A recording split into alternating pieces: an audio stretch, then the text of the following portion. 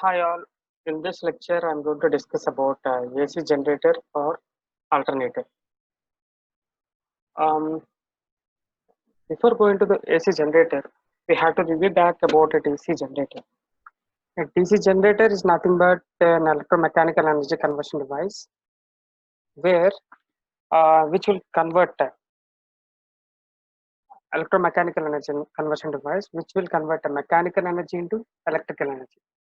Likewise, in AC generator also, AC generator and an alternator is an electromechanical energy conversion device which will convert an mechanical energy into electrical energy. The working principle of alternator is as same as DC generator. As we discussed about a simple loop coil in between a north pole and south pole for a 0 degrees, the flux lines is maximum, but the rate of change of flux linkage is minimum and the EMF is 0. Whereas at a 90 degrees, the flux lines is minimum, the rate of change of flux linkages is maximum, hence the EMF is maximum. That's what the principle will uh, applicable for alternators also. The working principle is based upon Faraday's law of electromagnetic induction. You know what is a Faraday's law of electromagnetic induction is whenever a conductor is placed in a magnetic field, an EMF is induced uh, with respect to rate of change of flux linkages. As like a DC generator, when flux linking a conductor, an EMF changes and an EMF is induced in a conductor. Now let me see the comparison here between a DC generator and AC generator. In DC generator, whatever the machine it may be, it is having a stator and rotor. The stator is nothing but a stationary part and the rotor is nothing but a rotating part. In DC generator, the stator part is a field winding, whereas the rotating part is armature winding. So in this is a field, this is a field winding, and this is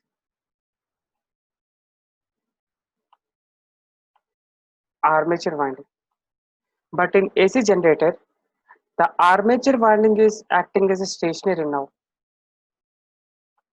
So the stator winding is nothing but a stationary. In AC generator, we place armature winding as a stationary part, whereas the field winding will be acts as a rotating part. This is the major difference between AC generator and DC generator. That's what here saying. The difference is armature winding is stationary and the field winding is now rotating. The magnitude of induced EMF is given by the Faraday's law of electromagnetic induction, and the direction is given by Fleming's right hand rule. That is the placing of thumb, middle finger, and forefinger visually perpendicular.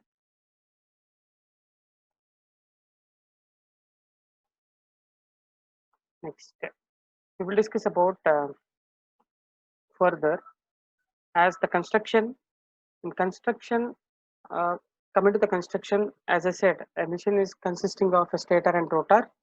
Here in AC generator, the stator is um, a stationary part and rotor is a rotating part. Likewise, a stator is a stationary where the rotor is a rotating part. In stator, the stationary part are armature windings. The stationary part is an armature winding mounted on a stator. There are three components here, that is stator frame, stator core, and armature winding. Stator frame is nothing but outer part of the machine. Stator core is nothing but the inner part where the uh, core is laminated fully, and this is fixed to stator frame. And this stator frame is having a slots. These slots are meant for to place an armature windings. These are nothing but a armature slots. The outer frame used for holding stator core and armature windings in a proper position. Whereas the stator core or armature core is made up of iron or a steel alloy and it is laminated.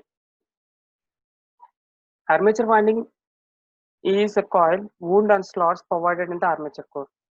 Here, this is what a slot. This slot is nothing but which will place an armature winding. This is what a slot. In this slots, we'll place an armature windings. So these slots will be armature slots.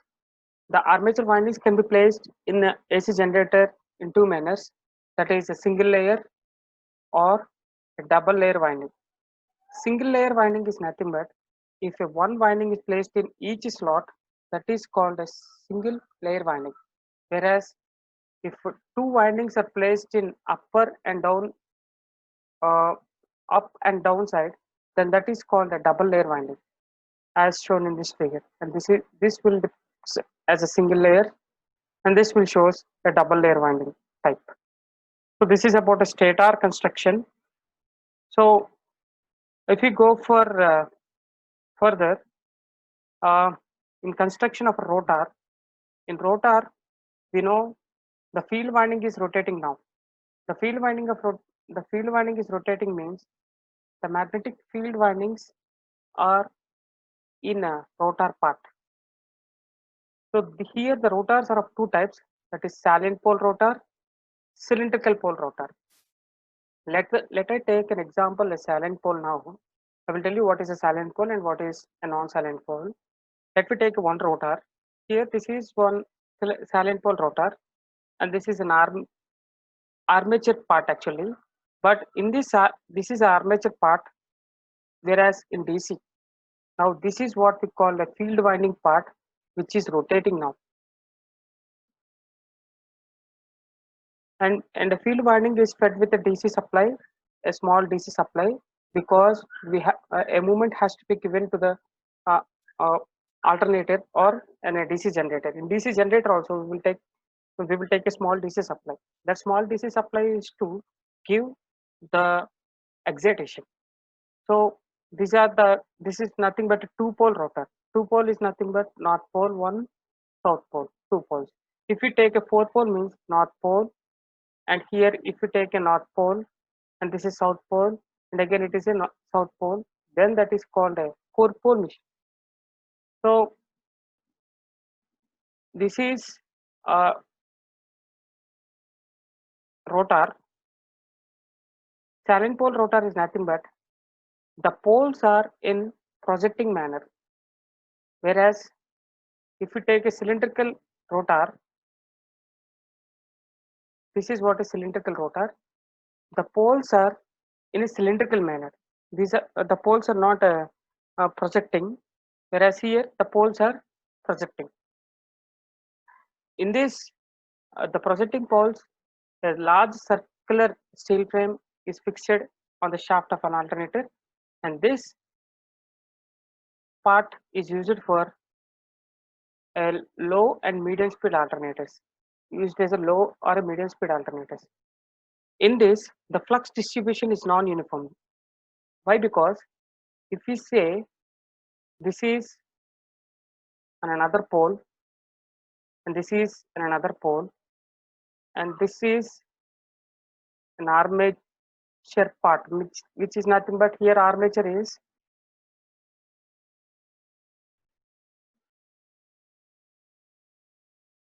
the armature is stationary part here,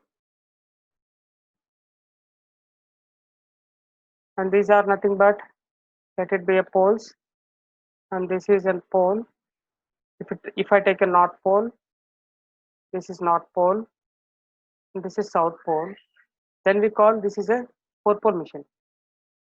And this is what the air gap between the stator and rotor. The air gap is there means there is non-uniform flux linkages will happen. Non-uniform flux linkages is coming means the sine wave is not pure here. So there would be a mechanical stresses would be more on this system, which is nothing but a salient pole rotor. In this salient pole motor, these are projecting poles where it will never withstand for mechanical stress, and there would be excessive windage losses. If it is driven at a high speed, there would be more windage losses.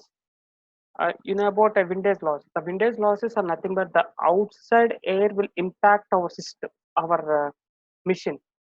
If the outside air is impacting our machine, means the machine speed will be reduces. So then the windage losses will occur. And if it is running at a high speed, means there would be a mechanical stresses also. If the vane is projecting, means there would be no stability between the connecting point and end part. So the mechanical stresses is more in silent pole rotor. Coming to the non-silent pole or cylindrical rotor, here silent pole type is also known as a projecting pole type. Here non-silent pole type is also known as a cylindrical rotor.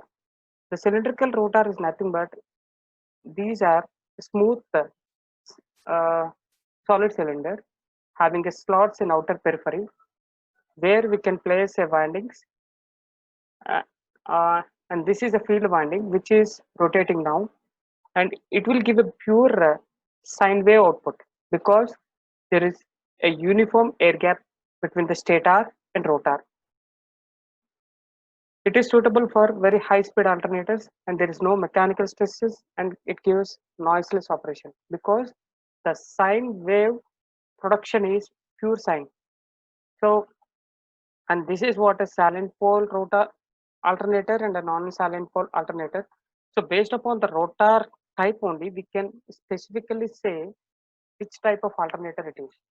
If we use a silent pole, then that is called a silent pole alternator. If we use a non-silent pole, then that is called a non-silent pole alternator. We can say silent pole alternator is also as a projecting pole type, and this is non-silent pole type as cylindrical type. So these are the basic differences as I discussed here. Coming one by one, poles are projecting out of the surface. We know the poles are projecting like this, whereas in non-salient pole, the unslotted portion of cylindrical acts as a poles, and hence poles are non-projecting. Means the poles are non-projecting, and these are in a cylindrical manner with respect to slots. The air gap is non-uniform, as I said already. The air gap is uniform due to smooth cylindrical periphery because it is a cylindrical manner. There would be uniform air gap between the stator and rotor. Let us imagine here it is a rotor. Sorry, this is a stator and this is a rotor. Then the air gap between the stator and rotor would be uniform. Similarly, diameter is high and the axial length is small. Uh, in this opposite, small diameter and large axial length, and this is mechanically weak because mechanical stresses can't be tolerated by projecting poles, whereas mechanically strong because the pole is here the pole is uniform, means cylindrical in nature. Preferred for low speed alternators. Low speed, it will be applicable for low speed because mechanically weak and the stress it can't be able to withstand about stresses. So it is preferable for low speed alternators, and this is preferred for high speed alternators. Here the prime mover used as a water IC engines. Here the prime movers means used applications of steam turbines, electric motors, etc. This is also called a projecting pole type, and this is called a cylindrical type.